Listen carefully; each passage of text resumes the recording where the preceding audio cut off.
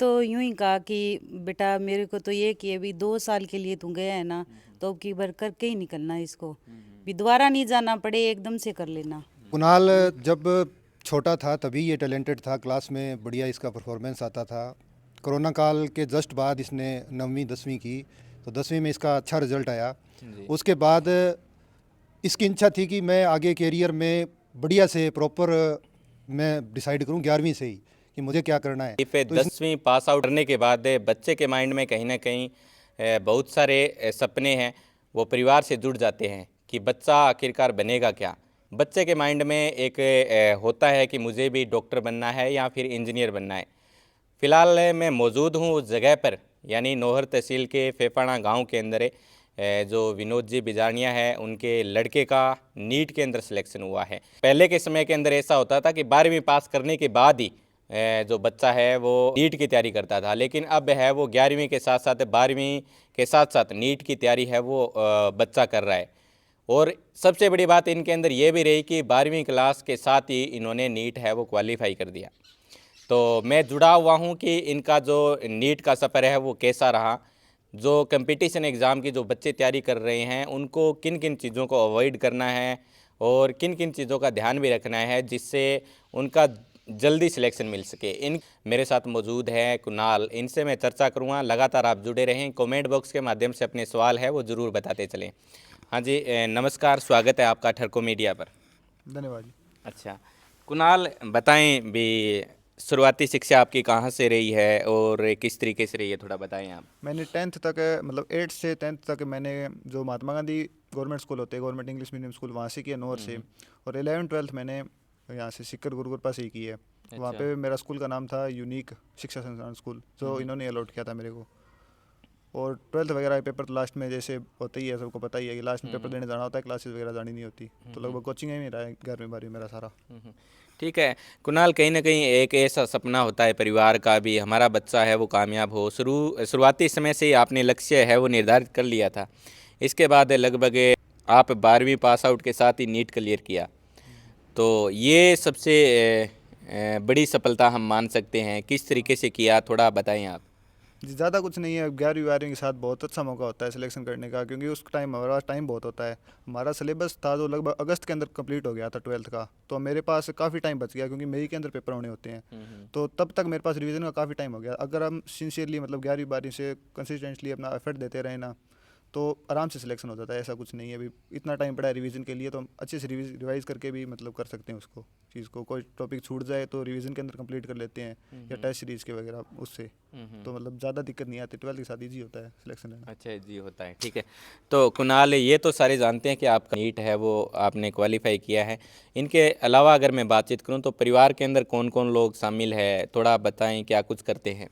परिवार के अंदर माताजी है जो हाउस वाइफ है, गृहिणी है, और पिताजी है जो गवर्नमेंट टीचर है, यहाँ पे नौर इनकी पोस्टिंग है। और चाचा श्री है वो ये एल स्टाफ है, एल स्टाफ है, नॉन वेज ड्यूटी है इनकी। मौसी है, ये भी गृहिणी है। और चाचा जी का लड़का मेरा भाई है छोटा, विवान, ये अभी 6th क्लास में। अच्छा। और तो दादाजी वगैरह हैं। हाँ ठीक है। और सबसे बड़ा योगदान है वो माता पिता का होता है, क्योंकि माता पिता के द्वारा जितना पॉजिटिव सपोर्ट मिलता है और उन्हीं के आधार पर बच्चा है वो आगे बढ़ता है। एक मैं बातचीत करूं कुणाल की, भी विस्तृत सिलेबस है बहुत ज़्यादा, और क्या कुछ पढ़ना है और कितना पढ़ना है और कैसे पढ़ना है, ये सारा डिपेंड करता है सिलेक्शन पर। हैं, तो आप बताएं थोड़ा, आप क्या कुछ पढ़ा, कोचिंग का जो मटेरियल है वो कितना आपने काम में लिया। कोचिंग में जैसे पहले बात करते हैं हमने, जैसे बायो की, बायो के अंदर मोस्टली एनसीईआरटी आती है सारी। अगर आपको थोड़ा बहुत आपके पास टाइम, आपको वास्ट पढ़ना है, थोड़ा बहुत मॉड्यूल या नोट्स पढ़ लो, उससे कोई दिक्कत नहीं है। लेकिन मेन जो है वो एनसीईआरटी आती है। इस बार जो पेपर आया है वो ऑलमोस्ट एनसीईआरटी से आया, मतलब अच्छी तरीके से एनसीईआरटी को खोद के निकाला गया पेपर था। तो उसमें आप अच्छी तरीके से एनसीईआरटी को पढ़ें। 12th में मैं कह रहा हूँ टाइम खूब मिल जाता है, तो आप इसको हो सकता है 10 बार 15 बार, जितनी बार आप हो सकते हैं उतना पढ़ें। आप टेस्ट देते रहेंगे बायो के, तो शायद ही ऐसा कोई क्वेश्चन बचेगा जो आपने टेस्ट सीरीज में नहीं देखा और वो नीट में आ जाए। बहुत ही कम क्वेश्चन बचेंगे। बहुत टेस्ट दे लोगे आप, क्योंकि 90 क्वेश्चन आने होते हैं बायो में। और केमिस्ट्री इनकी बात करें, केमिस्ट्री के अंदर 3 होते हैं, इनऑर्गेनिक, ऑर्गेनिक और फिजिकल केमिस्ट्री। इनऑर्गेनिक की बात करें, इनऑर्गेनिक के अंदर एनसीईआरटी पढ़ो, मैं कह रहा हूँ केमिस्ट्री के अंदर सबकी एनसीईआरटी पढ़ो, लेकिन इनऑर्गेनिक और ऑर्गेनिक है इनके एनसीईआरटी ज़्यादा ज़रूरी है। इनऑर्गेनिक के अंदर मोस्टली रटने वाला सिस्टम है, 2-3 टॉपिक छोड़ दे, जैसे बॉन्डिंग वगैरह और कोऑर्डिनेशन है, ये थोड़े समझने के टॉपिक होते हैं, बाकी टॉपिक है वो लगभग रटने वाला है, जितनी ज़्यादा आप रिवाइज करोगे उतना आपको अच्छा याद हो जाएगा। तो इनका भी एनसीईआरटी से याद करो, आपके पास नोट्स है, काफ़ी बढ़िया टीचर आपको नोट्स प्रोवाइड कराते हैं, तो उनसे पढ़ो, वो हो जाएगा। उसके बाद आती है इनऑर्गेनिक। इनऑर्गेनिक पूरी समझने वाली होती है, जितना अच्छी तरीके से आप क्लास में समझोगे उसको आगे घर पे आके देखोगे तो आपको इनऑर्गेनिक मतलब ऐसे हो जाएगी, आपको किताब खोलने की जरूरत नहीं है, ऐसे इनऑर्गेनिक हो जाएगी। ठीक है। बायोलॉजी के अंदर ऐसा बोला जाता है कि रट्टू तोता बनना पड़ता है। आपको बायोलॉजी कौन पढ़ाते थे और क्या समझना पड़ता है या फिर दोनों ही चीज़ें काम करती है, वो थोड़ा आप बताएं। कौन से सर बायोलॉजी पढ़ाते थे? बायोलॉजी स्टार्टिंग में हमको, जब मैं 11th में था तब प्रदीप सर ने पढ़ाई और हमारे से नितेश सर उन्होंने पढ़ाई थी, 2 ही सर ने हमारी बायोलॉजी कंप्लीट कराई थी। उसके बाद जब मैं 12th में आया तो अजमेर सर ने और RCB सर था उनका नाम, मतलब पढ़ाई थी, और इन्होंने कंप्लीट करा दी थी इन्होंने बायोलॉजी। एक लास्ट में आए थे अशरफ खान सर, उन्होंने वो कराई थी बायोटेक्नोलॉजी, एक टॉपिक पढ़ाया था उन्होंने।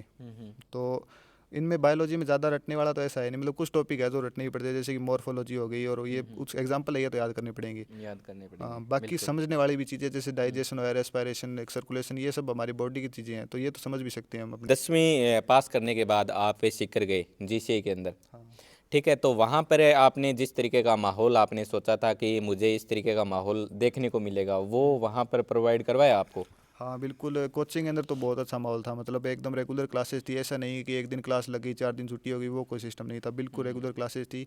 हॉस्टल के अंदर भी हमारे मतलब लगभग गांव के लड़के थे, 5-7 लड़के हम गांव के थे, तो हमारा भी बढ़िया माहौल था, 5-7 सारे सारे पढ़ने वाले थे, तो मतलब बढ़िया माहौल था हॉस्टल के अंदर भी। और कोचिंग के अंदर भी डाउट सॉल्विंग का या कोचिंग के अंदर जो भी होता है, मतलब टीचर्स वगैरह एबसेंट रह जाए, ऐसा कुछ क्लास खाली जाने वाला ये कोई सिस्टम नहीं था, बढ़िया क्लासेस लगती थी, तो मतलब अच्छा माहौल था सारा। और मेरे साथ मौजूद है कुणाल के पिताजी। उनसे मैं थोड़ी चर्चा करूँगा कि शुरुआती समय के अंदर हम देखते हैं कि बच्चे को भेजते हैं तो बहुत सारी परेशानियां भी निकल कर सामने आती है, और कहीं ना कहीं भी ये डिसाइड करना भी कहीं ना कहीं मुश्किल है कि बच्चे को कहाँ भेजना चाहिए। तो वो थोड़ा आप बताएं विनोद जी, किस तरीके से आपने निर्णय लिया? सबसे पहले सभी दर्शकों को नमस्कार। कुणाल जब छोटा था तभी ये टैलेंटेड था, क्लास में बढ़िया इसका परफॉर्मेंस आता था। कोरोना काल के जस्ट बाद इसने 9वीं 10वीं की, तो 10वीं में इसका अच्छा रिजल्ट आया। उसके बाद इसकी इच्छा थी कि मैं आगे कैरियर में बढ़िया से प्रॉपर मैं डिसाइड करूं 11वीं से ही कि मुझे क्या करना है। तो इसने 5-7-10 दिन का समय लिया, सोचा और फिर कहा कि मैं नीट करना चाहता हूं। तो मेरा विचार था कि मैं इसको 12वीं के बाद भेजूं। फिर इसने कहा कि 12वीं नहीं, 11वीं और 12वीं के साथ मैं जाना चाहता हूं, और मैं 2 साल का जो टाइम है वो नीट की प्रिपरेशन के लिए 12वीं के साथ साथ मैं उसको काम में लेना चाहता हूं, ताकि मुझे आगे परेशानी नहीं हो। तो मैंने इसकी बात को समझा। इधर जो मेरे टीचिंग लाइन में जो स्टाफ साथी थे जिनके बच्चे पहले से नीट में थे, जो MBBS कर रहे थे, उनसे मैंने राय मशूरा किया, तो उन्होंने भी यही सुझाव दिया कि इनको 11वीं के साथ भी भेजा जाए। तो फिर मैं कोचिंग के लिए गया, तो सीकर मैंने लगभग सभी कोचिंगों को देखा और इधर उधर से पता किया, तो मुझे GCI बेस्ट लगा। उनका जो डेकोरम था, उनकी जो रणनीति थी बच्चे को पढ़ाने की, क्लास की, कोच उनकी टेस्ट सीरीज़ की, और प्रॉपर जो guide, doubt solution, fees structure, वो सब देखने के बाद मैंने इनको आपके GCI according में, लगा वो जो। हाँ, वो मुझे बढ़िया लगा। और कुछ जो पहले से स्टाफ में साथी थे उन्होंने भी गाइड किया कि GCI बेस्ट है नीट के लिए, तो वहाँ डाला। और हॉस्टल के हमारे गांव का ही है, जयपाल सियाग, वहाँ हॉस्टल करता है, तो वो क्या हमारे फैमिली मेम्बर की तरह ही है। तो मैंने बच्चे को वहाँ, मेरा टेंशन दूर हो गया कि ये जो है हमारे घर जैसा ही है और घर जैसा इसको विनोद जी माहौल इससे मिलेगा। विनोद जी इससे पहले भी कोई आपके परिवार के अंदर है जो बच्चा डॉक्टर है, या फिर उनका कोई नीट क्वालिफाई हुई है? इससे पहले भी कोई गया है सीकर? जी, सिक्कर हमारे परिवार से गए हैं। कुणाल हमारा तीसरा बच्चा था परिवार अच्छा, से, तीसरा बच्चा था। लेकिन पहले जो 2 बच्चे गए थे वो अनफॉर्चुनेटली क्रैक नहीं कर पाए नीट। हालांकि वो बच्चे हमारे इंटेलिजेंट थे और उनका परफॉर्मेंस भी बढ़िया रहा, लेकिन वो कहीं ना कहीं चूक गए, नीट क्रैक नहीं कर पाए। कुणाल हमारे परिवार से और रिश्तेदारी में भी मैं कहूँ तो हमारा पहला डॉक्टर है, पहला डॉक्टर बनेगा। इसने नीट क्रैक किया है। इससे पहले हमारे सर्विस लाइन में खूब है, मेरे परिवार से, मेरे कजन्स, मेरा भाई, मैं खुद, लेकिन मेडिकल लाइन में हमारी पहली एंट्री है। ठीक है। और आपके पिताजी से भी बातचीत रही और इन्होंने जिक्र किया टेस्ट सीरीज़ का, तो मैं बातचीत करूँगा अभी। कुणाल, स्कोर रहता है टेस्ट सीरीज़ के अंदर, हाईएस्ट स्कोर हम करते हैं तब तो कोई बात नहीं, आगे तैयारी भी करते हैं, लेकिन कहीं ना कहीं लोएस्ट स्कोर रहता है, तो वो किस तरीके से बूस्ट किया और उस समय कैसे खुद को तैयार किया? देखो मतलब स्कोर का तो ये था, मेरे 11वीं में जब मैं आया था तो मेरा कोई भी ज़्यादा स्कोर नहीं आता था। अलग स्टार्टिंग में आता था मेरा 550 550 तक, मतलब 550 लगभग कंसिस्टेंट थे, उससे ऊपर जाता ही नहीं था स्कोर। 12 मतलब जब मैं 12th में आया तब मेरा स्कोर अच्छा आने लगा। 12th के पहले पेपर में शायद मेरा 640 स्कोर आया था। उसके बाद लगभग मेरा ऑलमोस्ट ऐसे 620 600 नंबर स्कोर, मतलब ऐसे लगातार चलता रहा। बाद में जैसे मेरे को रिवीजन का टाइम मिला, उस टाइम पे पेपर भी डिफ़िकल्ट आने लग गए, या मतलब पेपर इजी डिफ़िकल्ट मतलब मिक्स आने लग गए, पूरे सिलेबस का आने लग गया। तो उस टाइम स्कोर के अंदर ज़्यादा हलचल होती थी, मतलब कभी पेपर में 650 भी आ जाते थे, कभी 550 आ जाते थे। तो उसमें मतलब ऐसा नहीं है कि कोई दबाव लेने की बात है, अभी ज़्यादा आ गए कम आ गए, वैसा कुछ नहीं किया मैंने। मतलब लगभग स्कोर मेरा 600 650 तक ऐसे चलता रहता था कंसिस्टेंटली। तो यही था स्कोर में, और ठीक है। और सबसे बड़ा अगर मैं बातचीत करूं तो पापा के अलावा मम्मी का भी बड़ा योगदान रहता है, इनसे मैं थोड़ी चर्चा करूंगा। हाँ जी, नमस्कार जी। और आप बताएं आपका किस तरीके का योगदान रहा? और हम देखते हैं कि बच्चे अक्सर छोटी मोटी कोई प्रॉब्लम होती है तो मम्मी को भी बताते हैं, तो आप थोड़ा बताएं। हाँ, थोड़ी बहुत अगर कोई टेंशन वगैरह होती थी, कोई बातचीत करनी होती तो मेरे को बताता था। अच्छा, उसके अलावा आपने किस तरीके सपोर्ट किया बच्चे को? मैंने तो यूं ही कहा कि बेटा मेरे को तो ये कि अभी 2 साल के लिए तू गया है ना, तो अब की बार करके ही निकलना है इसको, भी दोबारा नहीं जाना पड़े, एकदम से कर लेना। मेरा तो यही कहना था। अच्छा, कोई मतलब चैलेंज वगैरह दिया था या फिर ऐसे ही नॉर्मल वे में नहीं किया? नहीं, कोई चैलेंज नहीं था। भी मेरा ऐसे था कि मैं मेरे दिल से इसको दूर कर रही हूँ, तो मैं सोच रही हूँ भी एक एक बार में ही इसने कर दी, बहुत अच्छी बात है, और एक बार में ही मैं चाहती थी। सबसे पहले जो रिजल्ट आया तो कुणाल उस वक्त कहाँ मौजूद था और सबसे पहले किसको बताया? इसका रिजल्ट आया तब, हाँ जी। इसका तो इसके पापा नहीं देखा, इन्होंने ही बताया मेरे को तो। अच्छा, फिर और आपका रिएक्ट किस तरीके का रहा? मैं तो बता ही नहीं सकती कितना अच्छा लग रहा था। हाँ हाँ पर मैं इस बात के लिए धन्यवाद भी, मैंने ऐसे बेटे को जन्म दिया है जो हाँ, इस मतलब एमबीबीएस कर रहा है। बिल्कुल। हम्म। हाँ हाँ। और जो भी जुड़े हुए हैं, कहीं ना कहीं माता पिता का सपना भी होता है कि हमारा बेटा है वो अलग अलग जगह पर है, अलग अलग क्षेत्र, यानी शुरुआती समय के अंदर डिसाइड करते हैं वहाँ पर अपना नाम है वो कमाए। तो कुणाल, अगर मैं बातचीत करूँ तो सबसे कोई भी क्षेत्र हो उनके अंदर कहीं ना कहीं परिवार का सपोर्ट भी होता है। इनके अलावा अगर मैं बातचीत करूँ फ्रेंड सर्किल का सपोर्ट कितना रहा, गुरुजनों का सपोर्ट कितना रहा, वो थोड़ा आप बताएं। गुरुजनों का देखो, फ्रेंड सर्कल का पहले मैं बताता हूँ। फ्रेंड सर्कल हमारे गांव से ही थे, हम 4 लोग थे, मतलब नाम बता दूँ, रोहित, सतीश और रमन। हम गांव से ही थे, तो एक ही हॉस्टल में रहते थे। तो हमारा ऐसा था कि हमें डाउट काउंटर पे भी जाने की जरूरत नहीं रहती थी, क्योंकि हम चारों लगभग पेपर डिस्कस करते थे। तो शायद ही कोई ऐसा क्वेश्चन बनता था जो नहीं हो, टाइम लगता था, हो सकता है आधा घंटा लग जाए क्वेश्चन पे, 1 घंटा लग जाए, लेकिन हम उसका आपस में डिस्कशन करके आंसर निकाल लेते थे। तो आप कोशिश यही करो भी फ्रेंड सर्कल आपका ऐसा ही बने जो आपको सपोर्ट कर सके। मतलब मैं हूँ, मेरे से इंटेलिजेंट कोई हो तो मतलब वैसा फ्रेंड सर्कल बनाओ जो एक दूसरे को आप हेल्प कर सको। तो हमारा लगभग ऐसा ही था, हॉस्टल में हम साथ में रहते थे। हमारा कोई भी पेपर कहीं का भी देख के आओ, जैसे मैं अगर 12th में था और वो थे जो उस रिपीटर में थे, तो अगर मेरा पेपर हो रहा है तो भी हम चारों साथ में सोल्व करेंगे, और रिपीटर का पेपर हो रहा है तो भी हम चारों साथ में सोल्व करेंगे। तो उससे क्या है कि अलग अलग क्वेश्चनों का सारा अंदाज़ा लग जाता है हमें, और नए नए क्वेश्चन को नई नई टेक्निक मिलती है। दूसरे के दिमाग वो कैसे सोच रहा है, मैं कैसे सोच रहा हूँ, नई नई हमें टेक्निक मिलती रहती थी। जी। और गुरुजनों का जैसे मैं बताऊं तो हमारे मतलब डाउट काउंटर 24 घंटे चलता रहता था। मतलब 24 घंटे तो क्या बताऊं, जैसे क्लास टाइम में कभी हम जा सकते थे। और डाउट काउंटर 3 नंबर बिल्डिंग में लगता था। उसमें हम जैसे अब कोई क्वेश्चन वगैरह रह गया तो हम में से कोई भी 4 एक जाके देखा था, अच्छी तरह से समझ के आ जाता और हमें बता देता। मतलब चारों का टाइम वेस्ट नहीं होता। उसमें ऐसा था कि मतलब हमको पढ़ना है, और हम 4 5 थे, उनको मतलब ऐसा नहीं था कि कोई बाहर घूमने वाला है, ऐसा कोई नहीं था। तो सारे वैसे ही थे, मतलब पढ़ना है खुद को। और कभी भी हम घर वालों से बात कर लेते थे, कुछ मामले में भी ऐसा कुछ हो रहा है, अगर भी नंबर नहीं आ रहे, कम आ रहे हैं, ज़्यादा आ रहे हैं, तो घर वालों से बात कर लेते। या हम जो फ्रेंड सर्कल था, मैंने आपको बताई, हम चारों थे, तो हम चारों भी आपस में डिस्कस कर लेते थे। तो मतलब ऐसे ही हो जाता था हमारा भी, मेरे नहीं आए तो क्या है, ये क्वेश्चन तो मेरे को भी नहीं आता, इसको मोर सीखेंगे, ज़्यादा करेंगे। तो वैसा हमारा कुछ नहीं था, बंदगी में नहीं थे हम। ठीक है। मतलब और open। एक एक सवाल ये भी है कि सभी का योगदान होता है, लेकिन मैं बात करूँगा कि आपके जो टीचर थे उनके अंदर कोई फेवरेट टीचर आप जिनको मानते हो? फेवरेट टीचर तो जी सोच समझ कर बोलना। अजमेर सर आए थे हमको बायोलॉजी पढ़ाने, मतलब ठीक है। हमको इवोल्यूशन और रिप्रोडक्शन हम्म, 2 टॉपिक पढ़ा के गए थे। बहुत शानदार तरीके से पढ़ाते। उनका सिस्टम यह था कि वो बोर्ड पे पहले लिखेंगे तब समझाएंगे, हमको लिखने देंगे फिर समझाएंगे और लास्ट में एक बार फिर समझाएंगे। मतलब 3 बार उस टॉपिक को समझाते थे, तो वो मैं ऐसे ही याद हो जाता था। और उनके नोट्स थे बढ़िया, उनके नोट्स से शायद ही ऐसा कोई क्वेश्चन था जो बाहर आ जाता था, ऑलमोस्ट उनके नोट्स से ही आता था। तो वो मेरे को काफ़ी बढ़िया लगे डाउट सॉल्विंग में और सब चीज़ों में। ठीक है। और इस सवाल का मतलब ये भी नहीं है भी औरों ने योगदान नहीं दिया। इसके अलावा मैं बातचीत करूँगा विनोद जी आपसे भी, जो छोटे बच्चे देख रहे हैं, इनके परिवार के लोग देख रहे हैं, वो किस तरीके से निर्णय लें। ये बात हो चुकी है, लेकिन उनकी अगर मैं बातचीत करूं तो वो किस तरीके से निर्णय ले कि बच्चों को क्या कुछ कराना चाहिए। जैसे 10वीं के बाद आपने बातचीत की भी, मेडिकल लाइन के अंदर है, इनके बाद है सिक्कर की आपने बातचीत की, इनके अलावा अगर मैं बातचीत करूं तो परिवार का भी जिक्र किया, वो थोड़ा आप बताएं। सबसे पहले तो बच्चे का जो टैलेंट है उसके अकॉर्डिंग डिसीजन लें। दूसरा, बच्चे की रुचि, बच्चे से पूछें कि वो किस फील्ड में जाना चाहता है, उस फील्ड में उसको भेजें। और जब एक बार निर्णय कर लें, भले ही आप कहीं भेज रहे हैं, किसी फील्ड में भेज रहे हैं, तो बच्चे को पूरी तरह से बैकअप करें। उसके बाद उस पर प्रेशर नहीं बनाए कि आपको करना ही है।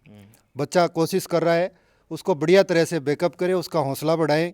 अगर कभी नंबर कम आ रहे हैं तो उसको इनक्रेज करें कि ये उतार चढ़ाव आते रहते हैं, हर टेस्ट अलग होता है और हर टेस्ट का स्कोर अलग होता है। ये नहीं है कि एक में कम आ गए तो बच्चा आगे भी कम लाएगा। तो अगर हम उसको इनक्रीज करेंगे तो रिजल्ट बढ़िया आएगा। अगर हम दबाव बनाना शुरू कर देंगे, कोई भी पेरेंट्स किसी भी लाइन में बच्चे को भेज रहे हैं, विशेष करके मेडिकल लाइन में या इंजीनियरिंग लाइन में अगर आप बच्चे को भेज रहे हैं, तो आप बच्चे पे बिलीव रखें और उसका हर कदम पे साथ दें। जहाँ तक निर्णय की बात है, अगर इस लाइन में आपने तय कर लिया 10वीं के बाद कि बच्चे को इस लाइन में भेजना है, तो मेरा तो यही मानना है कि 11वीं के साथ बच्चे को आप फाउंडेशन कोर्स में डालें और वहाँ जो उनकी रणनीति है, जहाँ जो प्रोफेशनल कोचिंग सेंटर्स हैं, उनकी जो रणनीति है वो बहुत बढ़िया है और फाउंडेशन के साथ बेटर रिजल्ट आता है। बच्चे को टाइम भी ज़्यादा मिलता है और वो बढ़िया रिजल्ट देता है। अच्छा, अभी आपको कॉलेज वगैरह कहाँ पर मिला है? करौली, जीएमसी करौली। करौली, हाँ। अच्छा, अगर मैं बात करूं, कोचिंग के अंदर मॉक टेस्ट वगैरह होते रहते हैं, तो उनकी चर्चा आपके फ्रेंड सर्किल के अंदर रही होगी भी, हम आगे से आगे स्कोर को इस तरीके से बूस्ट करें। इनके अलावा गुरुजनों से भी रही होगी। कभी परिवार के अंदर डिस्कस लगातार आप करते भी रहते थे या फिर? हाँ हाँ जी, लगातार। जैसे हर टेस्ट का स्कोर, वैसे ऐप वगैरह मेरे पास चलता नहीं था, पापा ही बताते थे हर टेस्ट का स्कोर है। और वैसे मतलब टेस्ट का स्कोर तो 2 दिन बाद में आता था, तो हम तो हाथों हाथ मिला के पेपर भी इतने नंबर मिल रहे हैं मेरे को, यहाँ यहाँ गलती हुई, तो पापा बताते थे भी इस तरीके से सुधार कर सकते हैं। भी आता तो हमको सब कुछ है, लेकिन उसको कॉम्प्लीमेंट उसको लगाना पेपर के ऊपर सर अच्छी तरीके से 100% अपना देना पेपर में, वो ज़रूरी है। उस बारे में पापा मेरे को बताते रहते थे। मतलब लोवेस्ट स्कोर आपका आता था तब भी आपकी चर्चा परिवार से होती थी? हाँ हाँ, इसीलिए मतलब क्यों आया, किस चीज़ के लिए, कहाँ कमी रही, वो कमी ढूंढते थे हम, मतलब ठीक है। साथ में मिलके भी ये चीज़ में कमी, या चीज़ हुई। कुत्ता का देखो जी, घर वालों का सपोर्ट होना ज़रूरी है। आप जो क्लास के अंदर देख रहे हो उसके ऊपर ध्यान देना ज़रा ज़रूरी है, मतलब टीचर क्या पढ़ा रहा है। बाकी आपका एक अच्छा फ्रेंड सर्कल होना ज़रूरी है। आप टेस्ट अच्छी तरीके से एनालाइज करो, वो चीज़ ज़्यादा ज़रूरी है। अपनी गलतियाँ पकड़ना सबसे ज़्यादा ज़रूरी है। बस ये छोटी मोटी चीज़ें जिन पे आपको ध्यान रखना होता है। ठीक है। इनके अलावा मैं बात करूं तो जैसे आपकी क्लासें लगती थी, तो उनके अंदर टाइम किस तरीके से आपने मैनेज किया? अभी टीचर आए चले गए, उनके बाद का जो समय रहा, बीच का समय रहा, वो किस तरीके से मैनेज किया आपने? सिर्फ बातें ही की या फिर तैयारी के अंदर आपने वो टाइम है वो इंक्लूड किया? वैसे वो तो कोई ज़्यादा टाइम नहीं होता। जैसे क्लास लगी 10 मिनट का बीच में ब्रेक मिलता था, उसमें पानी वगैरह पी के आगे हो सकता है कुछ एमसीक्यू वगैरह सोल्व कर लिया, किसी से कोई टॉपिक पे बात कर लिया, ऐसे ही बात कर ली। तो वो थोड़ा रिफ्रेशमेंट का टाइम था, क्योंकि अगली क्लास भी आने वाली है 10 मिनट बाद, तो उसमें ज़्यादा कुछ नहीं किया मैंने तो। अच्छा, वो कुछ नहीं किया। इनके अलावा मैं बात करूं तो सोशल मीडिया है। सोशल मीडिया कहीं ना कहीं मतलब ज़रूरी भी है, लेकिन इतना ज़्यादा ज़रूरी भी नहीं है। और कितना यूज़ किया वो थोड़ा आप बताएं, और क्या तैयारी के समय करना भी चाहिए? मैंने तो देखो जी इतना कोई सोशल मीडिया यूज़ नहीं किया। मेरी इंस्टा आईडी वगैरह या फेसबुक आईडी मेरी बनी हुई नहीं थी, अब बनाई है मैंने, कोई अब ज़रूरत अच्छा, पड़ने अब पर। बनाइए। हाँ, पहले कोई आईडी वगैरह भी नहीं थी मेरी, तो ना मैं कोई ऐसा गेम वगैरह खेलता था, तो मेरे को ज़्यादा वो नहीं था अभी मोबाइल से, तो मेरा ज़्यादा टाइम वेस्ट नहीं हुआ उसमें। अच्छा, बिल्कुल ही टाइम वेस्ट नहीं ना हुआ। ना, थोड़ा बहुत देख लेते हैं वो अलग बात है, बाकी ज़्यादा नहीं कुछ। कुणाल, क्या आधार रहना चाहिए भी? अमूमन हम देखते हैं कि पहले के समय के अंदर ये जो अंकों का आधार लेकर चलते थे कि इतने अंक प्राप्त किए हैं तो उसके बाद है वो नीट की तैयारी करें या फिर अन्य कोई कंपटीशन एग्ज़ाम है उनकी तैयारी करें, क्या आधार रहना चाहिए, अंकों के आधार पर ही, या फिर वहाँ आप GCI के अंदर गए तो ज़रूरी नहीं कि वहाँ पर 90 से अबो बच्चे थे, वहाँ 60% वाले भी थे, तो क्या आधार आपके अनुसार रहना चाहिए, और क्या 60% या फिर 70 वाले हैं उनका भी सिलेक्शन वहाँ पर हुआ है? हाँ, ऐसा कोई नंबरों से नहीं है भी सिलेक्शन होगा। आप खुद के अंदर लगन होनी चाहिए, मतलब लेबोरियस होना चाहिए बच्चा, उसी का सिलेक्शन होगा। और चाहत होनी चाहिए मेरे को करना है, तो बस उसी का सिलेक्शन, नंबरों से क्या है, कुछ नहीं होता। अच्छा, नंबर ज़्यादा अहमियत नहीं है ना उनके, ना, हैं? नंबर। जुड़े हमारे साथ है नौर तहसील के फेफाना गांव से, और यहाँ पर कुणाल है, उनका नीट क्वालिफाई उन्होंने किया है। और आप जो जुड़े हुए साथी हैं उनका बहुत बहुत धन्यवाद। कमेंट बॉक्स के अंदर अपनी राय है वो ज़रूर हमें बताते चले।